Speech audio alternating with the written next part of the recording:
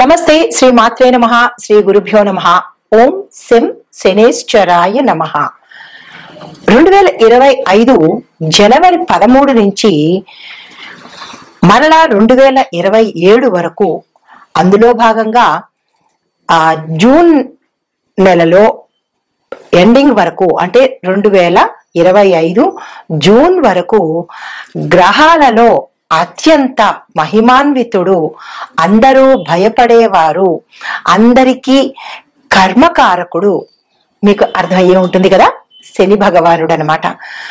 ఈ సంవత్సరం 6 నెలల పాటు శనీశ్వరుడు అందరికీ మేషాది ద్వాదశ రాశుల వారికి విపరీతమైన భోగభాగ్యాలు, అష్టైశ్వర్యాలు, సంపదలు, ఇంకా ఒకటేమిటి అన్ని అనుగ్రహించడానికి తనదైన రీతిలో ఆ స్వామి తొందరగా వచ్చేస్తున్నాడు.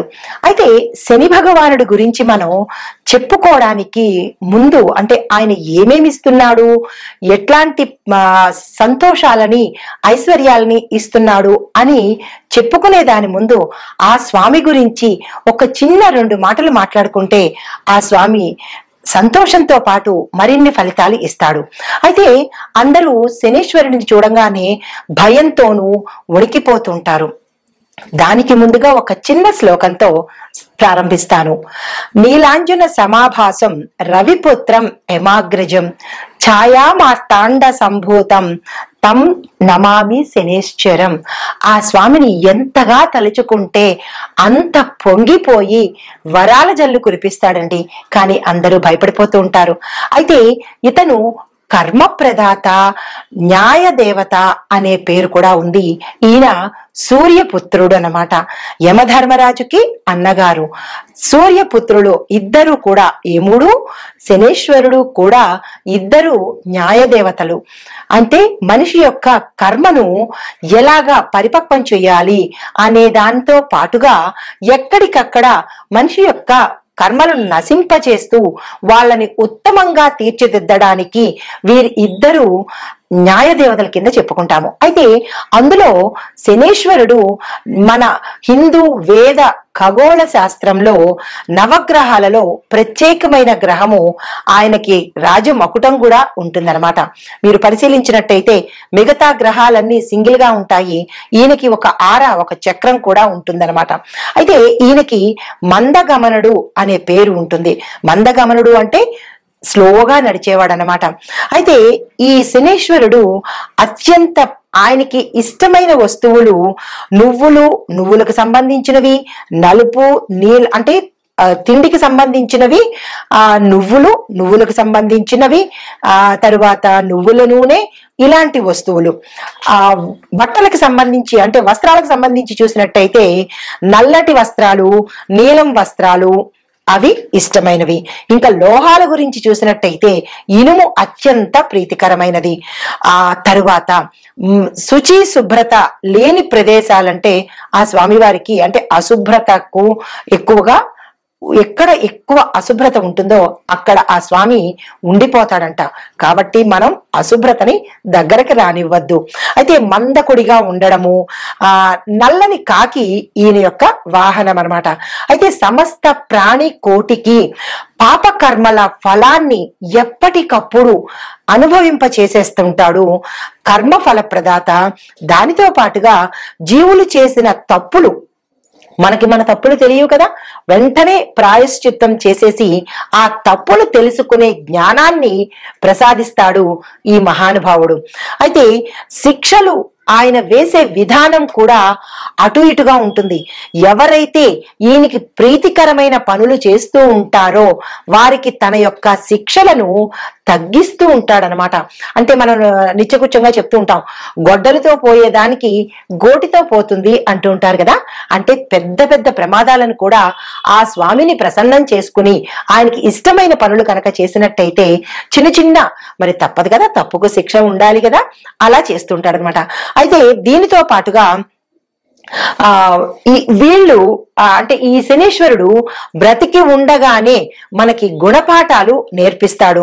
దానితో పాటుగా ఆయనకి ఎవ్వరి మీద కసి గాని కోపం గాని ఇట్లాంటి పగ ప్రతీకారాలు ఉండవు. ఆయనకి అందరూ సమానమే. యమధర్మరాజుకి అందరూ సమానమే. గరీబైనా లేదా అమీరైనా, గొప్పవాడైనా, కోటీశ్వరుడైనా, కటికి పేదవాడైనా సరే యమధర్మరాజుకి ఎలా సమానమో ఈ శని భగవానుడికి కూడా అంతే సమానం అన్నమాట. అయితే మనం చేసే మంచి పనుల వల్ల ఆ స్వామి కరుణించి అందలం ఎక్కిస్తాడు, ఆయుష్ని ఇస్తాడు, ఆరోగ్యాన్ని ఇస్తాడు, అందమైన రూపాన్ని ఇస్తాడు. ఆయన ఏది ఇవ్వడు చెప్పండి, అన్నీ ఇస్తాడు. కానీ మనం మసలుకునే తీరులోనే ప్రతి ఒక్కటి ఉంటుందన్నమాట. అయితే సాధారణంగా శనీశ్వరుడిని చూసి భయపడి కష్టాలు ఇస్తాడేమో, నష్టాలు చేస్తాడేమో అని ఆయన్ని భయంతో మనం ప్రార్థన చేస్తాము. ఎప్పుడైతే భయంతో ప్రార్థన చేశామో అప్పుడు మరింత ఎక్కువ అవుతుంది తప్ప తక్కువైతే అవ్వదు. ఆయన్ని ఇష్టంతో భక్తితో కనుక ప్రార్థన చేసినట్టయితే మన కష్టాలని తగ్గిస్తూ ఉంటాడు. అంటే గ్రహాలలో శనీశ్వరుడు దండన ఇచ్చే గ్రహం అన్నమాట. అయితే ఇందులో మనకి ఈ భగవానుడు ఇచ్చే ఆయన వచ్చే ప్రతి ప్రాణిలోకి వచ్చే అవకాశాలు ఏంటి అంటే ఏలినాటి శని అంటే 7.5 అంటారు, 7.5 సంవత్సరాలు, అర్ధాష్టమ శని, అష్టమ శని, ఇలాగా శని మహర్దశ కాలాల్లో ఆయన ప్రతి ఒక్క మనిషి జీవితంలోనూ ప్రవేశన చేస్తూ ఉంటాడు. అలాగే నక్షత్రాలలోనూ రాసుల్లోనూ కూడా ఈయన ప్రవేశం ఉంటుందన్నమాట. అయితే మనం భయపడిపోవాల్సిన పని లేదు. ఆయన పరిహారాలతో ఆయన్ని మెప్పించి ఆయన అనుగ్రహాన్ని పొందే శక్తి మనిషికి ఉందన్నమాట. అయితే ఈ శని యొక్క ఆధిపత్యంలో ఉన్న రాసులు ఏమిటి అంటే కనుక అంటే మిత్రస్థానాలు. శని ఆధిపత్యం వహించే రాసులు మకర, కుంభాలు. ఆయనకి మిత్ర రాసులు ఏవి అంటే కనుక మిథున, కన్య, వృషభ, తుల. ఈ 4 రాశులు మిత్ర రాశులు ఆయనకి. అయితే నక్షత్రాలు ఏవి అంటే కనుక పుష్యమి, అనురాధ, ఉత్తరాభాద్ర నక్షత్రంలో జన్మించిన వారికి కొంత వెసులుబాటు అంటే అమెండ్మెంట్స్ ఇవ్వడము, కొన్ని డిస్కౌంట్లు ఇవ్వడము చేస్తుంటాడనమాట. అయితే కష్టాలు మనిషి యొక్క అహంకారాన్ని తగ్గించి వాస్తవాన్ని, మానవత్వాన్ని తెలియచెప్పేందుకే కష్టాలు అనేవి వస్తూ ఉంటాయి. దాన్ని మరింతగా రెచ్చిపోయి కష్టం వచ్చింది కదా అని ఏదేదో చేసేస్తూ ఉంటే అవి మరింత ఉధృతం అవుతాయి తప్ప తగ్గే ప్రసక్తి ఉండదన్నమాట. ప్రతి కష్టాన్ని నవ్వుతూ స్వీకరించి దాన్ని దాటే మార్గం చూసుకోవాలి ప్రతి ఒక్క మనిషి. అయితే ఈ అహంకారాలతో పాటు జీవిత సత్యాలను నేర్పించడమే కాకుండా దైవం యొక్క అంటే ఆధ్యాత్మికతని కూడా నేర్పిస్తాడు. వాస్తవాన్ని కళ్ళకు కట్టినట్టుగా చెప్తాడనమాట. అయితే ఈ శని యొక్క జీవిత గమనాన్ని బట్టి స్థిరాస్తులు ఏర్పరచుకోవడం చూసారా, మనం ఆస్తులు సంపాదించుకున్నాము అంటే దాని అర్థము శని భగవానుడి యొక్క అనుగ్రహం అనమాట. ఆ కోటీశ్వరులైనా లేదా అంటే ఎక్కువగా ధనాన్ని సంపాదించిన వాళ్ళైనా వారి స్వయం శక్తి కాదు, శని భగవానుడి యొక్క అనుగ్రహం వల్లే. అవి మర్చిపోయి చిన్ని కష్టానికి ఆ స్వామిని తిట్టేస్తూ ఉంటారు. ఎదుటి వ్యక్తిని శనిలా దాపురించాడు, శనిలాగా వచ్చాడు, నాకు శని పట్టింది, ఇట్లాంటి మాటలతో ఆయన్ని తోలనాడతారు. అంటే మనిషి నైజం ఎలాంటిదంటే బాగా కలిసి వచ్చినప్పుడు నా అంతట వాడు లేడు అని విర్రవీగుతాడు. చిన్న కష్టానికి ఎదుటి వాళ్ళ మీద నింద వేస్తూ భగవంతుని నిందిస్తూ ఆ గ్రహాలను నిందిస్తూ ఉంటాడు తప్ప తన యొక్క తప్పుని అస్సలు ఒప్పుకోడు. అందువల్లే కష్టాల తీవ్రతను అధిగమిస్తున్నాడు, ఇంకా ఎక్కువగా కష్టాలను పొందుతున్నాడు తప్ప తగ్గించుకునే ప్రయత్నము మనిషి చేయడం లేదు. అయితే ఈ కష్టాలను ఓర్చుకునే శక్తి మన శని భగవానుడు ఈ సంవత్సరంలో ప్రతి ఒక్కరికి ఇస్తున్నాడు. అయితే దీన్ని బట్టి మనం ఒక్కటిగా అంటే ఎట్లా అంటే ఎవరెవరికి ఈ శని భగవానుడు ఏ అంశాల్లో ఉన్నాడు, ఏ ప్రదేశాల్లో ఉన్నాడు అనే అంశాన్ని క్లుప్తంగా మీ అందరికీ తెలియాలిగా. అందరూ శనేశ్వరుడు శనేశ్వరుడు అంటారు, కానీ ఆ శనేశ్వరుడు ఎక్కడ ఉంటాడు, ఎవరిని ప్రీతిగా చూసుకోవాలి అనే అంశాన్ని మీకు క్లుప్తంగా చెప్తాను. శని భగవానుడు గురించి తప్పనిసరిగా వివరిస్తాను. స్కిప్ చెయ్యకుండా చూడండి, ఆ భగవానుడి యొక్క అనుగ్రహాన్ని పొందండి. అయితే ఆయన ఉండే ప్రదేశాలు తోటమాలి, రైతుల దగ్గర, లోహాలలోను, తోలు కలప వ్యాపారాలలోను, చంద్రుడితో కలిసి ఉన్న సివిల్ ఇంజనీర్ల డిపార్ట్మెంట్ లోను, బిల్డర్స్ లోను, సర్వేయర్లలోను, ఎక్స్రే టెక్నీషియన్స్ ఈ విభాగంలో పనిచేసే వారిలోను ఈయన కలిసి ఉంటాడు. రవితో కలిసిన అంటే ఈయన సింగిల్ గా ఉండేది ఈ ప్రదేశాలు. రవితో కలిసి ఉంటే కనుక ఏ ఏ రంగాల్లో ఉంటాడు అంటే ప్రభుత్వ రంగంలో సేవలు చేసేవారు, గురువుతో కలిసి ఉంటే భూములు కొనుగోలు అమ్మకాలు చేసేవాళ్ళు అంటే రియల్ ఎస్టేట్ల దగ్గర అన్నమాట, వాళ్ళ దగ్గర, గనుల యొక్క యజమానుల దగ్గర, సైంటిఫిక్ ల్యాబ్ లో పని చేసే వారి దగ్గర, బ్యాంక్ సిబ్బంది దగ్గర, ప్రచారాలు చేస్తూ ఉండే వారి దగ్గర అంటే అడ్వర్టైజ్మెంట్లు చేస్తూ ఉంటారు కదా వారి దగ్గర. ఎవరితో కలిసి ఉన్నప్పుడు? గురువుతో శని భగవానుడు కలిసి ఉన్నప్పుడు వీరి దగ్గర ఉంటూ ఉంటాడు. అయితే బుధుడితో కలిసి ఉన్నప్పుడు అంటే శని భగవానుడు సోలోగా ఉన్నప్పుడు ఇందాక చెప్పినవి, ఆ రవితో కలిసి ఉన్నప్పుడు ఇందాక చర్చించినవి, గురుడితో కలిసి ఉన్నప్పుడు ఇందాక చెప్పాను. ఇప్పుడు బుధుడితో కనుక శని భగవానుడు కలిసి ఉంటే ఎలాంటి వారి ఫలితాలు ఇస్తాడు అంటే రచయితల దగ్గర, శాస్త్రవేత్తల దగ్గర, కలప కోసే వారి దగ్గర, ఉపాధ్యాయుల దగ్గర, సెన్సార్ బోర్డు సభ్యుల దగ్గర, సిఐడి డిపార్ట్మెంట్, సిబిసిఐడి డిపార్ట్మెంట్ ఉంటుంది కదా వారి దగ్గర. అంటే వారి డ్యూటీ ఏంటి? శిక్షలు వేసే డ్యూటీ అన్నమాట. కాబట్టి అలాంటి వారి దగ్గర ఉంటారు. ఇలాంటి డిపార్ట్మెంట్ వాళ్ళు పనిచేసే వాళ్ళ దగ్గర అంటే ఈ రంగాలలో శని భగవానుడి యొక్క రంగాలన్నమాట. అయితే ఇప్పుడు మన ఖగోళ శాస్త్రం ప్రకారము 2025 సంవత్సరంలో ఎక్కడెక్కడ ఏ గ్రహాలలో సంచారం చేస్తున్నాడు అనే అంశాన్ని పరిశీలన చేద్దాం. శనీశ్వరుడు తన ప్రభావాన్ని ప్రస్తుతము కుంభరాశిలో సంచరిస్తున్నాడు. అయితే ఈ సంవత్సరం శనీశ్వరుడు తన రాశిని మార్చుకోబోతున్నాడు.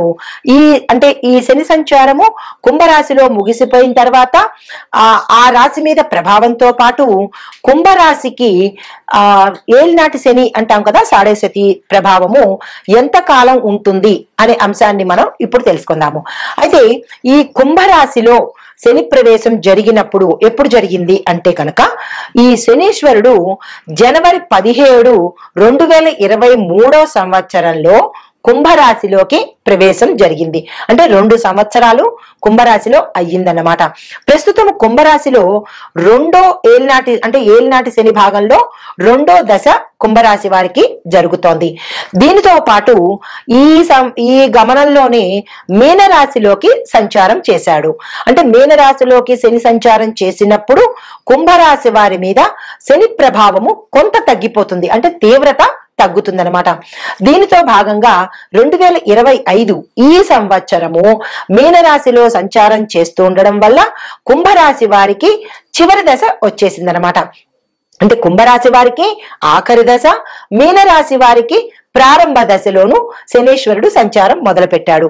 అయితే ఇది ఎప్పటి వరకు ఉంటుంది అంటే కనుక జూన్ 3వ తారీఖు 2027 సంవత్సరం వరకు మీనరాశి వారికి ఏలినాటి శని ప్రభావము ప్రథమ దశలో ఉంటుందన్నమాట. క్లియర్ గా అర్థమైంది కదా. అయితే తరువాత ఈ కారణంగా అంటే ఈ పరిభ్రమణ కారణంగా ఒక రాశి చక్రం పూర్తి కావడానికి అంటే మేషం నుంచి మీనం వరకు రాశి చక్రం పూర్తి అవడానికి స్వామికి 30 సంవత్సరాలు పడుతుందన్నమాట. ఈ శని యొక్క సాడేసతి చాలా బాధాకరమైనది. ఈ రాశి అంటే ఈ శని గ్రహము 12వ స్థానంలో ఈయన కనుక ఉంటే కనుక విపరీతమైన పరిణామాలు కలగజేస్తుంది, అంటే ప్రభావితం ఎక్కువగా ఉంటుంది.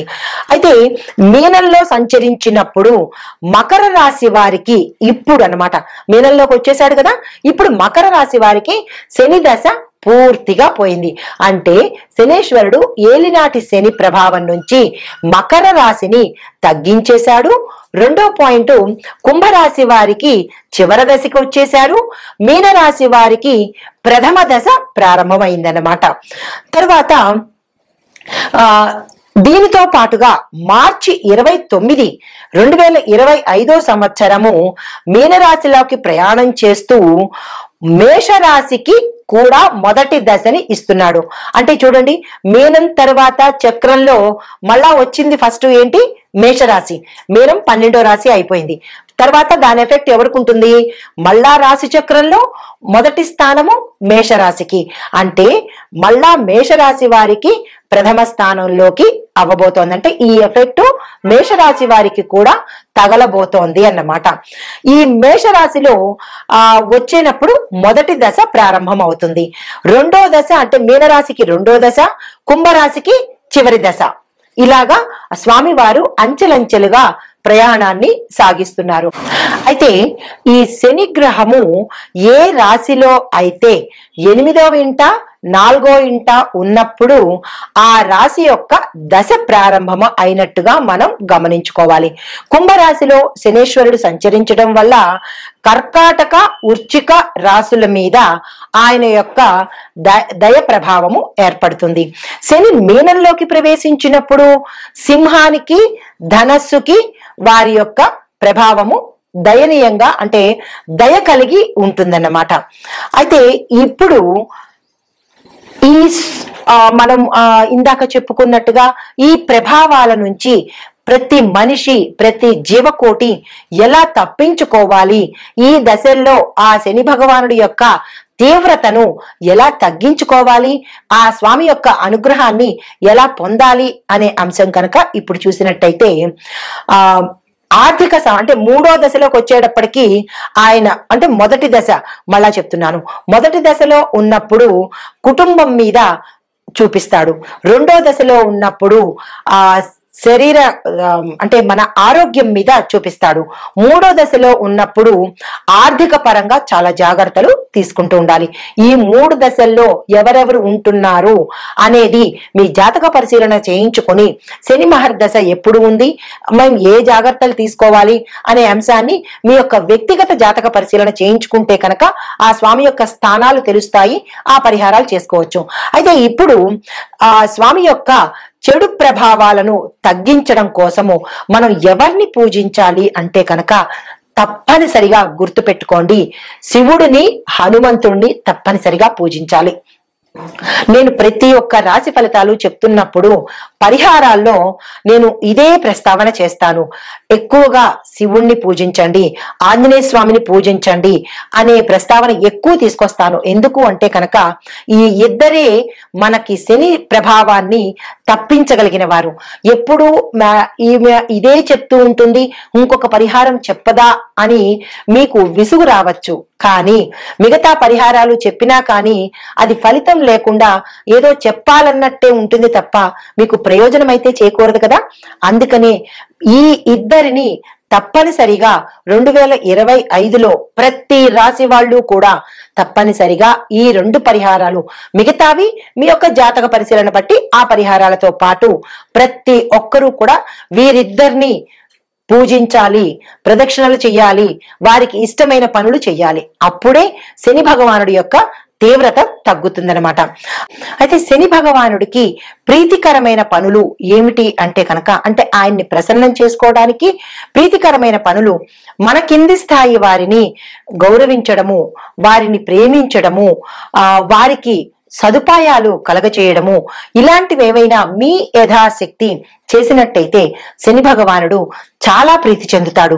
ఇదే అంశాన్ని నేను రాశి ఫలాలు చెప్పేటప్పుడు ప్రతి ఒక్కళ్ళకి ఇది తప్పనిసరిగా చేసుకోండి అని విన్నవించుకుంటాను. ఎందుకు అంటే ఆ స్వామి యొక్క అనుగ్రహం పొందాలి అంటే ఇంతకు మించిన మార్గం లేదు. అంటే మన ఖగోళ శాస్త్రంలో ఈ నవగ్రహాలకి ఏ గ్రహానికి సంబంధించిన ప్రత్యేకత వారికే ఉంటుంది. అంటే చంద్రుడికి, సూర్యుడికి, ఇలా నవగ్రహాలకి ఎవరి ప్రత్యేకత వారికే ఉన్నప్పటికీ అన్నిట్లోనూ ప్రత్యేకమైన గ్రహము శని భగవానుడు అనమాట. ఎందుకు అంటే ఈయన గమనము 19 సంవత్సరాలు ప్రయాణం చేస్తాడు కాబట్టి చాలా స్లోగా పెడుతూ ఉంటాడు. మిగతా గ్రహాలు పరిహారాలతోనే అనుగ్రహిస్తారు. ఈ పరిహారం బుధుడికి పరిహారము, గురుడికి పరిహారము, దానాలు ఇచ్చేస్తే అనుగ్రహం ఉంటుంది. కానీ ఒక్క శని భగవానుడు మాత్రమే మీ తోటి వారిని ప్రేమించడము, మానవత్వం కలిగి ఉండడము, నీతి నిబద్ధత న్యాయము కలిగి ఉన్న వారి జోలికి ఈయన అస్సలు వెళ్ళడు. కర్మకి తగ్గ ఫలితాన్ని ఇస్తాడు, కానీ తీవ్రతను అయితే ఇవ్వడు. అందుకే ప్రతి ఒక్కరూ తమ దైనందిన జీవితంలో మనం అలవాటు చేసుకోవాల్సింది మన సాటి వారిని, తోటి వారిని మోసం చెయ్యకుండా, మన కింది స్థాయి వారిని, మన పని వారిని, కొంతమందిని అంటే మనకి బీదవాళ్లను, మన పని వాళ్లను, ప్రతి ఒక్క మనిషిని గౌరవంతో చూడాలి, మోసం చెయ్యకుండా ఉండాలి. న్యాయబద్ధమైన నిబద్ధత కలిగిన జీవితాన్ని ఎవరైతే కొనసాగిస్తూ ఉంటారో వారికి శని భగవానుడి యొక్క కష్టాలు ఎలా ఉంటాయంటేట, ఎండలో వెళుతున్నప్పుడు చల్లని చిరుగాలి ఎలా ఉంటుంది, చల్లగా హాయిగా ఎలా ఉంటుందో అలా అనుభవింపజేస్తాడంట. కానీ ఆయన ఎవరికి తీవ్రమైన పరిణామాలు ఇస్తాడు అంటే, ఎదుటి వారిని మోసం చేసేవారిని, అబద్ధాలతో కాలం గడిపేవారిని, ప్రతి ఒక్కరిని కించపరచటం కానీ, తక్కువ చేసి మాట్లాడడం కానీ, ఎదుటి వారిని హేళన చేయటం కానీ, ఇలాంటి అకృత్యమైన పనులు ఎవరైతే మనిషిగా చేస్తారో వారికి తీవ్రమైన పరిణామాలు కలిగిస్తాడు. ఎందుకంటే ఆయన కర్మ ప్రదాత కదా. కర్మ అంటే పని, అది మంచి పని అవ్వచ్చు, చెడు పని అవ్వచ్చు. కాబట్టి ఇక నుంచైనా ప్రతి ఒక్కరూ నీతిబద్ధమైన జీవితాన్ని, న్యాయబద్ధమైన జీవితాన్ని అలవరుచుకోవడంతో పాటు సాటి వారిని, అది ఎవరైనా కావచ్చు, మనకన్నా తక్కువ కావచ్చు, మనకన్నా ఎక్కువ కావచ్చు, ప్రతి ఒక్కళ్ళని గౌరవించడం నేర్చుకున్నట్టయితే కనుక ఆ స్వామివారి అనుగ్రహానికి చెప్పక్కర్లేదు, ఆయనే తగ్గించేస్తాడు. కానీ తీవ్రత పడుతున్నాము. కొంతమంది అంటూ ఉంటారు, మాకు బాగా కష్టాలు వచ్చేస్తున్నాయండి, ఒకదాని మీద ఒకటి వస్తున్నాయి అంటే అది మీరు చేసుకున్నదే కదా, ఆయన ఏమీ ఇవ్వలేదు కదా. మనం ఏ కర్మ అయితే చేస్తామో అదే తిరిగి మనకి వస్తుంది. అది సైన్స్ పరంగా చూసినా కానీ, న్యూటన్ లా అంటారు కదా, అంటే ఇంగ్లీష్ వాడు చెప్తే మన బుర్రకు తొందరగా ఎక్కుతుంది, మన వాళ్ళు చెప్తే మనకి తొందరగా ఎక్కదు. కాబట్టి ఏదైతే మనం గోడకి కొడతామో తిరిగి అదే ఫోర్స్ లో తిరిగి మనకి వస్తుందన్న విషయము ప్రతి ఒక్కరికి తెలుసు. కానీ మన ఎదుటి వాళ్ళకి చేసే పనిలో కానీ, ఎదుటి వాళ్ళకి చేసే మోసంలో కానీ, ఎదుటి వాళ్ళని హింస పెట్టడంలో కానీ ఈ ఒక్క చిన్ని సూత్రాన్ని మనం మర్చిపోతున్నాము. ఆ మర్చిపోవడం వల్ల మనకి 100కి 10,000 రెట్ల వేగంతో ప్రతి ఒక్కటి అందుబాటులోకి వస్తుంది. కాబట్టి ఒకరిని హేళన చేయడం కానీ, కొంతమంది అన్ని రంగాల్లోనూ ఉన్నారు. కొంతమంది ఎదుటి వాళ్ళని హేళన చేయడము, వాళ్ళని తగ్గించడం కోసం, వాళ్ళ పేరు పోగొట్టుకోవడం కోసం, లేదా వాళ్ళ మీద బురద జల్లడము, వారిని అపకీర్తి పాలు చేయడము, ఇలాంటి పనులన్నీ చేస్తూ మళ్ళా మేము శని బాధలు పడుతున్నాము, పరిహారాలు చెప్పండి అంటే దాని అర్థం ఏమిటి ఉంటుంది? మనం చేసే పనుల వల్లే మనకి రిఫ్లెక్షన్ వస్తుంది. కాబట్టి ఇక నుంచైనా ఎదుటి వారి ముందు లేదా ఎదుటి వారితో మీ యొక్క ప్రవర్తన మంచుకోవడము, ప్రత్యక్షంగా కావచ్చు, పరోక్షంగా కావచ్చు, ఇంకా ప్రత్యక్షంగా కన్నా పరోక్షంగా వెన్నుపోటు పొడవడము, వారిని అపకీర్తి పాలు చెయ్యడము, వారి మీద దుర్భాషలు ఆడడము, ఇవన్నీ చేస్తూ మనకి మళ్ళా బాధలు వచ్చాయి అంటే రావా? మరి మీరందరూ ఒక్కసారి పునఃపరిశీలన చేసుకోండి. అంటే చెప్పినప్పుడు ఇబ్బంది కలగచ్చు, అంటే వాస్తవాన్ని కఠినంగా ఉన్నా కానీ చెప్పక తప్పదు. ప్రతి ఒక్కళ్ళు మారండి. మీ యొక్క నేచర్ని, మీ యొక్క మనస్సుని లేదా మీ యొక్క నైతిక ప్రవృత్తిని మార్చుకుంటే శని బాధలే కాదు, ఏ బాధలు ఉండవండి. తదుపరి రాశి వృశ్చిక రాశి. ఈ రాశిలో ఉండే విద్యార్థులకు మిశ్రమ ఫలితాలు వస్తున్నాయి. అంటే కొంతమందికి మంచి ఫలితాలు, కొంతమందికి చెడు ఫలితాలు వస్తున్నాయి. కాబట్టి ఎక్కడ ఏ చదువుకునే విద్యార్థులు ఎక్కడ తప్పిదం చేశారు అనే అంశాన్ని మీరు తప్పనిసరిగా ఒక స్కెచ్ లాగా వేసుకొని ఎక్కడ తప్పిదం జరిగింది అనే యోచన చేసి ఆ తప్పుని మళ్ళా పునరావృతం చెయ్యకండి. ఆ దిశగా మీరు ప్రయత్నం చేసుకోండి. తరువాత కొంతమందికి విదేశాలు వెళ్ళి అక్కడ స్థిరపడాలి అని అనుకున్న వాళ్ళు ఈ సమయంలో కనుక మీరు ప్రయత్నం చేసినట్టయితే వెంటనే మీ యొక్క పాస్పోర్ట్ శాంక్షన్ అవ్వడం కానీ, రిజెక్షన్ గతంలో ఎదుర్కొన్న వాళ్ళు రిజెక్షన్ పోయి మిమ్మల్ని యాక్సెప్ట్ చేసే అవకాశము, మిమ్మల్ని పిలిచే అవకాశం కనబడుతోంది. తరువాత క్యాంపస్ సెలక్షన్స్ లో కానీ లేదా కాంపిటేటివ్ ఎగ్జామ్స్ లో కనుక మీరు రాసి ఉన్నట్టయితే కనుక మంచి సెలెక్ట్ అయ్యే అవకాశంతో పాటుగా మంచి ర్యాంకులు వచ్చే అవకాశం కూడా ఈ రాశిలో ఉండే విద్యార్థులకు కనబడుతోంది. ఉద్యోగస్తులకు మీ యొక్క పనితనంలో జాగ్రత్తలు తీసుకోండి. యంత్రాల దగ్గర పనిచేసేవారు కావచ్చు, లేదా పెద్ద పెద్ద పనిముట్ల దగ్గర పనిచేసేవారు కానీ, కాంట్రాక్టర్లు కానీ, లేదా మేస్త్రీలు కానీ, ఇలాంటి అంటే పదునైన ఆయుధాలతో పనిచేయడం కానీ, ఎత్తు మీదకి వెళ్లి పనిచేసే ఉద్యోగస్తులు కానీ జాగ్రత్తలు తీసుకుని కనుక పనిచేసినట్టయితే కొన్ని ప్రమాదాలు తప్పించుకునే అవకాశం ఉంది.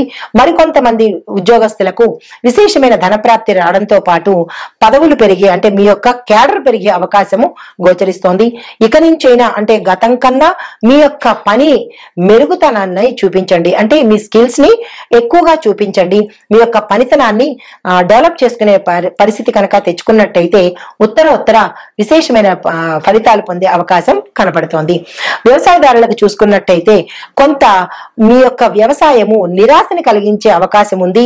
మీరు ఏ పంట వేశారు, ఏ విత్తనాలు వాడారు, ఎలాంటి ఎరువులు వేశారు, కల్తీవా మంచివా అనే విచక్షణ కనుక మీరు చూసుకుని ఆ ప్రయత్నాలు కనుక ఏవైనా చేసినట్టయితే ఎక్కడ పొరపాటు దొర్లింది అనే అంశాన్ని మీరు తప్పనిసరిగా పరిశీలించి కనుక తదుపరి జాగ్రత్తలు తీసుకుంటే పంట వల్ల నష్టం రాకుండాను, ఈ ఎరువుల వల్ల కానీ విత్తనాల వల్ల కానీ నష్టపోకుండా జాగ్రత్త పడే అవకాశం కనపడుతోంది. ప్రతి ఒక్క రైతు ఈ దిశగా నేను చెప్పినట్టుగా మీరు శ్రద్ధను పెట్టి పరిశీలన తప్పనిసరిగా చేసుకోండి. వ్యాపార వాణిజ్య పారిశ్రామిక రంగాల వారికి ఖర్చులు పెరిగే అవకాశం కనపడుతోంది. మీ రంగాలలో జాగ్రత్తలు పాటించుకోండి. అధికమైన ఖర్చులు పెట్టడం కానీ, లేదా మీ కింది వారు మిమ్మల్ని మోసం చేయడం కానీ, లేదా తప్పుడు లెక్కలు చూపించడం కానీ, ఇలాంటివేవో మీ తెలియకుండా జరిగే అవకాశం ఉంది. కాబట్టి అది ఎక్కడ దొర్లింది, ఎవరు చేశారు అనే అంశాన్ని మీరు కీలకంగా పరిశీలన చేసినట్టయితే కనుక కొన్ని ఇబ్బందుల నుంచి బయటపడే అవకాశం కనబడుతోంది. అయితే మరొక విషయం ఏంటంటే పెట్టుబడులు పెట్టడానికి కానీ, లేదా అగ్రిమెంట్ల మీద సంతకాలు చేయడానికి కానీ మీరు కొంత వ్యవధి తీసుకుని కొంచెం యోచన చేసి మీకు ఎవరైతే శ్రేయోభిలాషులు ఉంటారో వారి యొక్క సహాయ సహకారాలు సలహాలు కూడా తీసుకున్నట్టయితే ఉత్తరోత్తర నష్టాల బారి పడకుండాను మూసివేసే పరిస్థితిని తెచ్చుకోకుండాను ఉండేందుకు జాగ్రత్త పడండి. అయితే ఆరోగ్యపరంగా చూసినట్టయితే మీ యొక్క ఆహారపు అలవాట్లను మార్చుకున్నట్టయితేనే తప్ప మీకు ఆరోగ్యం చిక్కే పరిస్థితి కనపట్టలేదు. చాలా రకాల అనారోగ్య సమస్యలు మీకు చుట్టుముట్టే అవకాశం కనపడుతోంది. జాగ్రత్తలు తీసుకోండి. మీ యొక్క ఆహారపు అలవాట్లు వ్యవహార శైలి కనుక మార్చుకుంటేనే తప్ప మీకు ఆరోగ్యం వచ్చే అవకాశం లేదు. ఏ రుగ్మతలు వచ్చే అవకాశం ఉంది అంటే కనుక శ్వాస సంబంధిత, ఎముకలకు సంబంధిత, చర్మ సంబంధిత, జీర్ణ వ్యవస్థకు ఇలా కొన్ని మేజర్ కి సంబంధించిన అంటే ఇన్నర్ పార్ట్స్ అన్నమాట, వాటికి సంబంధించినటువంటి రుగ్మతలు కానీ, లేదు అంటే ప్రమాదాలు కానీ, లేదు అంటే ఆరోగ్య భంగం కానీ జరిగే అవకాశం కనపడుతోంది. తగు జాగ్రత్తలు తీసుకోండి. విపరీతమైతే కనుక డాక్టర్ పర్యవేక్షణ తప్పనిసరిగా తీసుకోండి. తరువాత కుటుంబంలో కనుక చూసినట్టయితే సమస్యలు తల ఎత్తే అవకాశము, కొంతమంది విడిపోయే అవకాశము, మరికొన్ని అశుభవార్తలు వినే అవకాశము గోచరిస్తోంది. పెద్దల పట్ల కానీ, లేదా మీ కుటుంబంలో కానీ కొన్ని అనుకోని పరిణామాలు దారితీస్తున్నాయి. అవి జాగ్రత్తలు పాటించుకోండి. అసలు సమస్య ఎక్కడ ఉంది, దాన్ని ఎలా సాల్వ్ చేయాలనే చూసుకోండి తప్ప దాన్ని పెంచుకునే ప్రయత్నం అయితే చేయకండి. ఓర్పు సహనంతోనే ఆ యొక్క చిక్కుముడులను మీరు విడదీసినట్టయితే కనుక కుటుంబ వాతావరణం నష్టపోయే పరిస్థితి ఏర్పడదు. జాగ్రత్తలు తీసుకోండి. రాజకీయ పరంగా చూసినట్టయితే ప్రత్యర్థులతో మీకు విభేదాలతో పాటు అపకీర్తితో పాటు అపనిందలు కూడా మోసే అవకాశం కనపడుతోంది. దానికి తగిన జాగ్రత్తలు తీసుకోండి. మీకు చెప్పదగిన పరిహారము శని ప్రీతి కొరకు శని అంటే నవగ్రహ ఆలయాల దర్శనం చేస్తూ అదే రోజు ఆంజనేయ స్వామి వారి ఆలయ దర్శనం కూడా తప్పనిసరిగా చేయండి. ఈ పరిసర ప్రాంతాల్లో ఆంజనేయ స్వామి ఆలయం లేకపోతే శివాలయం లేని ఊరు ఎక్కడా ఉండదు. కాబట్టి శివాలయానికి తప్పనిసరిగా దర్శనం చేసుకుని స్వామి వారికి అభిషేకం చేసుకోండి. అది ప్రతి సోమవారం కావచ్చు, ప్రతి శనివారము కావచ్చు. ఇది మీ దైనందిన చర్యలో కనుక ఒక భాగంగా ఏర్పాటు చేసుకున్నట్టయితే ఎవరికైనా ఏలినాటి శని గాని, అర్ధాశ్రమ శని గాని, అష్టమ శని గాని ఇలాంటి శని ప్రభావితమైన దోషాలు పోగొట్టుకోవడానికి, కష్టాలు తప్పించుకోవడానికి ఈ పరిహారాలు తప్పనిసరిగా చేసుకోండి. దీనితో పాటుగా నా శనివారం నాడు నల్ల నువ్వులను, నల్లని వస్త్రాలను దానంగా ఏదైనా గుళ్ళో ఇచ్చేసేయండి. ఈ చిన్న చిన్న పరిహారాలతో పాటుగా మానవత్వాన్ని పెంచుకోండి. ఎదుటి వారిని హేళన చేయడం కానీ, చులకన చెయ్యడం కానీ, లేదా ఎదుటి వారి యొక్క స్థానాన్ని కిందకి దించే ప్రయత్నాలు కానీ, ఎదుటి వారిని అపకీర్తి పాలు చేసే ప్రయత్నం కానీ, మాటలతో కానీ, మీ అంటే బ్యాక్ ఎండ్ నుంచి మీరు తెలియకుండా, అంటే మీరు అవతల వాళ్ళకి తెలియరేమో కానీ భగవంతుడి దృష్టి దాటే అవకాశం లేదు కదా. కాబట్టి ప్రత్యక్షంగా కానీ పరోక్షంగా కానీ ఇటువంటి తప్పిదాలు, ఎదుటి వారి మీద బురద జల్లే ఆ తప్పిదాలు చెయ్యకండి. మీ ప్రజ్ఞా పాఠవాలతో మీరు పైకి వచ్చే ప్రయత్నం చెయ్యండి, కానీ ఎదుటి వాళ్ళని ముంచి పైకి వచ్చే ప్రయత్నం మాత్రం చెయ్యకండి. ఇటువంటి అంటే అమానుషమైన చర్యలు ఒకవేళ అట్లాంటి ఇది కనుక ఉంటే వాటిని మార్చుకునే ప్రయత్నం చేసి శని భగవానుడి యొక్క దృష్టిలో ఆయన యొక్క అనుగ్రహాన్ని పొందే ప్రయత్నం తప్పనిసరిగా చేయాలి. చేస్తేనే ఆ స్వామివారి యొక్క అనుగ్రహం కలుగుతుంది. ఆయనకి ప్రీతికరమైన పనులు చేసుకుంటూ, ఈ పరిహారాలు పాటించుకుంటూ ఆ స్వామి యొక్క అనుగ్రహాన్ని ప్రతి ఒక్కరూ పొందాలి అని కోరుకుంటూ నమస్తే.